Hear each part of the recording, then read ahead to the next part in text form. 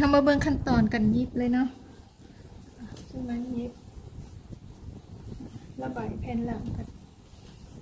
แผ่นหลังนี่เขาสิยิบแต่ตีมันทั้งข้างกับทั้งกลางล่างจะบ่ได้ยิบเนาะยิบแต่ตี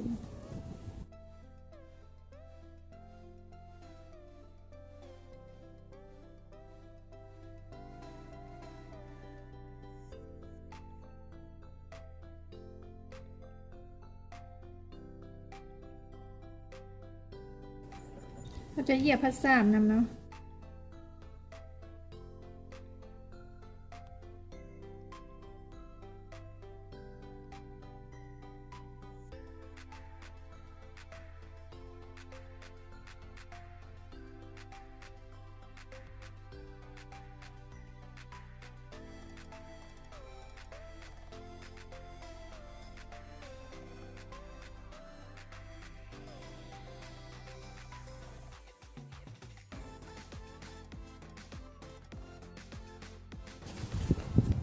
อันนี้เขาก็สิมาเหยียบพัดสามด้วยกันเนาะ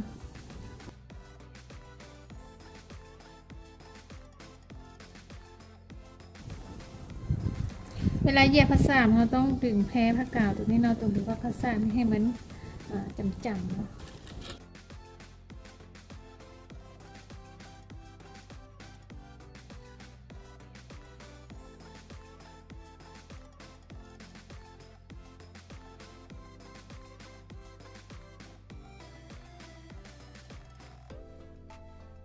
อันนี้มันแผ่นยูไลเนาะเวลาเขาสิหยิบแผ่นยูไลเขาก่อนเขาสิเข้าพัดสามเขาต้องมาหยิบจับ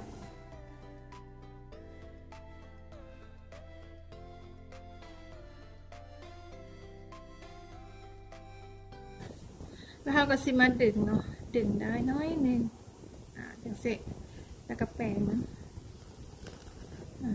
อันนี้ขั้นเวลาเฮ็ดจังซี่เนาะรับประกันเลยเนาะเวลาเขาลงจะปูมีว่ามันเสียเงิน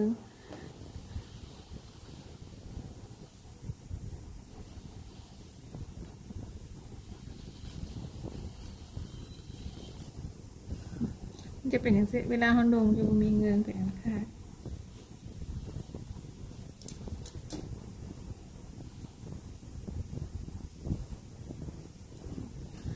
จากนั้นเราจะมาเย็บใส่กระพัสซา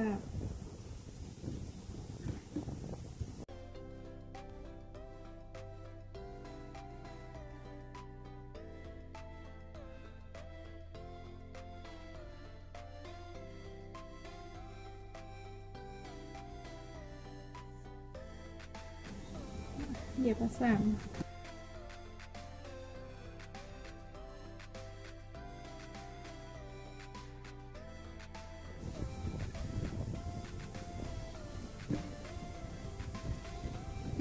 ศอก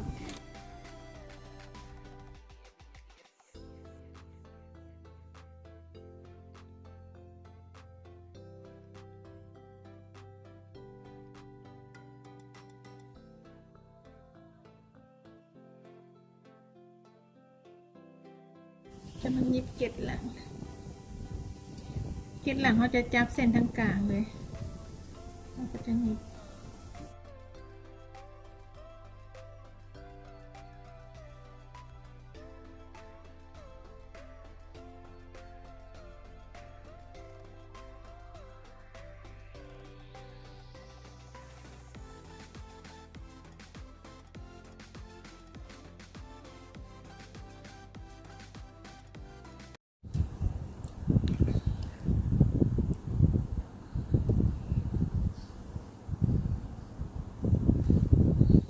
มัน27 แผ่นหน้าเนาะ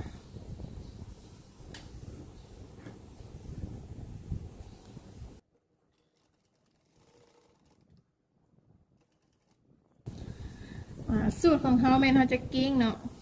กิ้งออกมาใส่บอลแพรเบื้องแท้นี่เลยแล้วก็คอยกิ้งพอเห็นน้อยเดียวเราก็จะจับหยิบมาเลยแต่ว่าผู้ใดบ่เฮ็ดตามนี้ก็ได้เนาะให้เอาเข็มมุดคัดเอาค่อยๆคัดแล้วค่อยหยิบเอาเข็มเอาได้อย่าง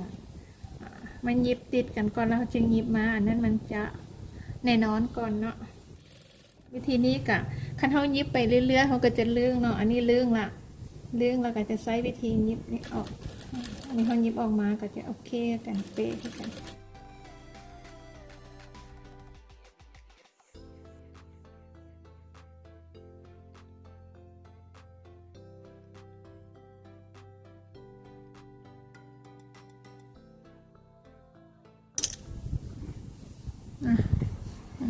มันจะใช้วิธีนี้หยิบออกมาก็โอเคได้เหมือนกันผู้ใดเสียตามก็ได้เนาะผู้ใดบ่เฮ็ดตามก็ใช้วิธีใช้เข็มขัดใช้เข็มมุดคัดเอ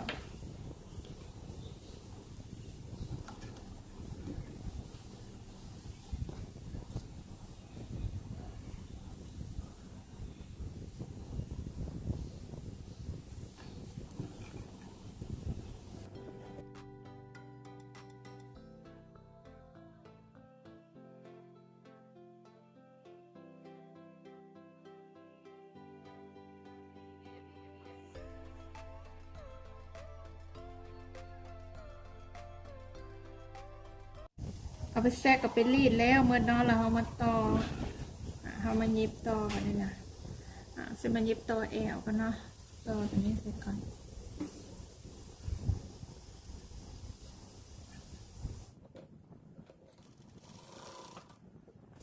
พอกิ้งเขาออกมันเขาขีดออกมันนอกเลยเขาก็ไม่จะวางตัวนี้กับตัวนี้มันเสริมกันแล้วกันยิบ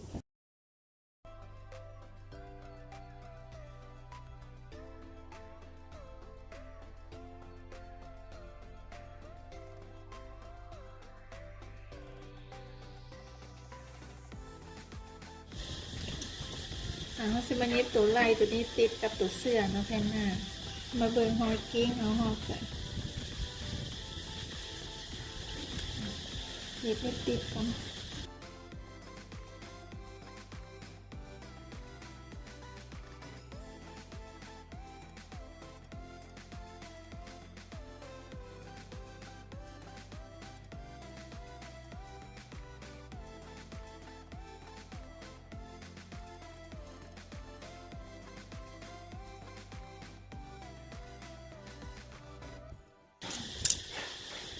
จากมันดิบแล้วนี่เขาจะมาใส่กับตัวเสื้อเป็นอย่างซี่เนาะจะมาวางให้ถือเบื้องเด้อพอวางอย่างซี่แล้วเนาะพอวางอย่างซี่แล้วเราก็จิ้มปีนเลย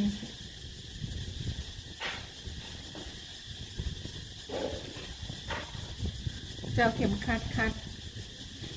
วงแขนใส่วงแขน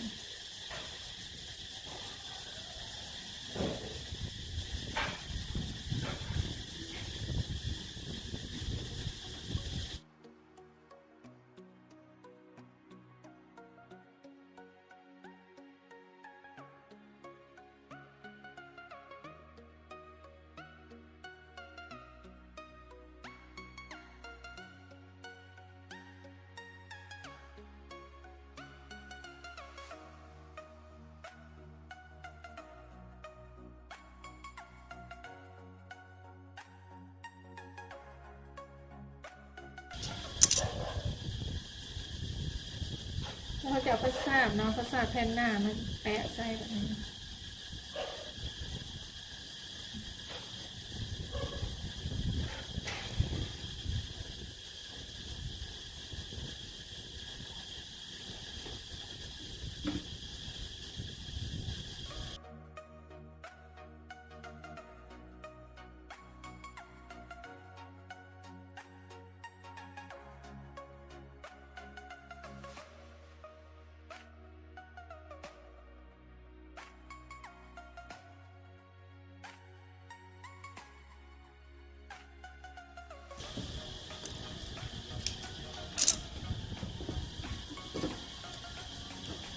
จากมีผ้าซาบแล้วเราก็เกี่ยงออกเนาะ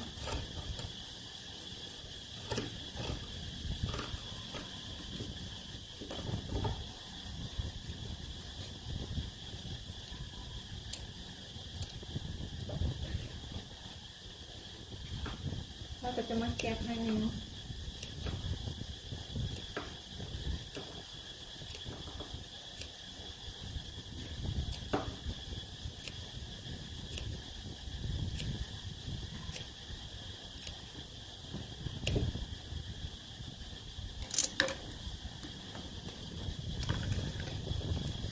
จะยิบทับภาษาเนี่ย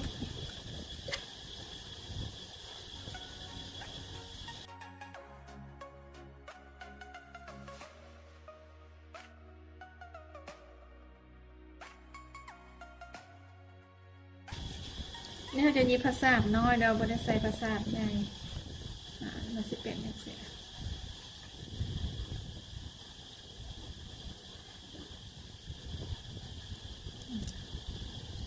ด้านโน้นเลยเขามาต่อแผ่นหลัง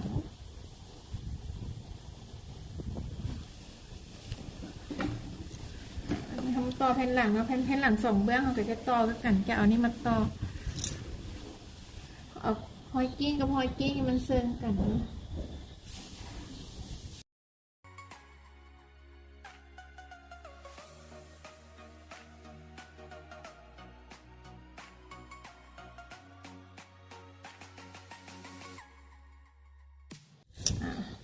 หลังจากเขาแซกแล้วเขารีดหมดแล้วเนาะมันจึงมาเฮ็ดตองเสื้อมันเนี่ยมันมีตอตัวนี้นะเขาต้องตอแล้วก่อนเนาะตอรีดแซกก่อนจะมาเฮ็ดตองเสื้อเด้อตัวนี้นะตองเสื้อเขากับหมายเมียเรียบร้อยเนาะเขาจะหมายเรียบร้อยเขาก็จะยิบตามนี้เลย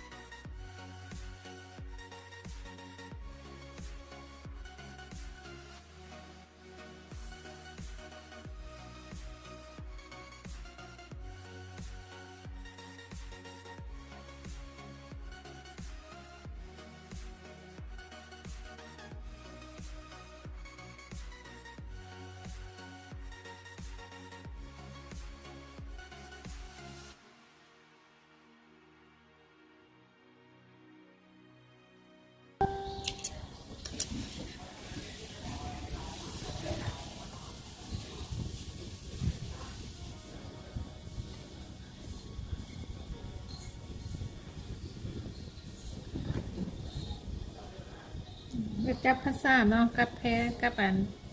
ผืนเสื้อในทอกันแล้วก็ยิบมาเลย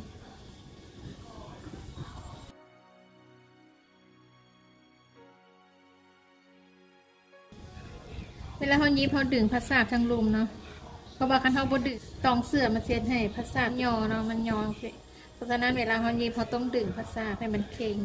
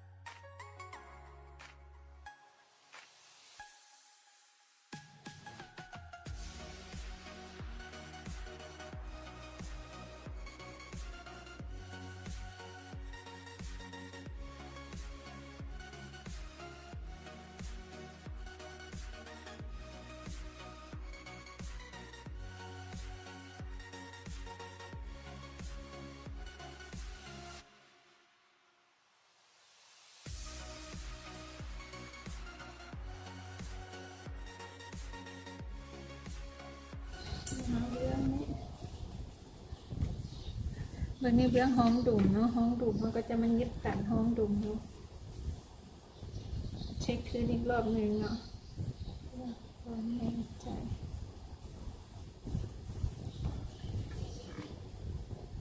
เขาจะยิบเบื้องละเซน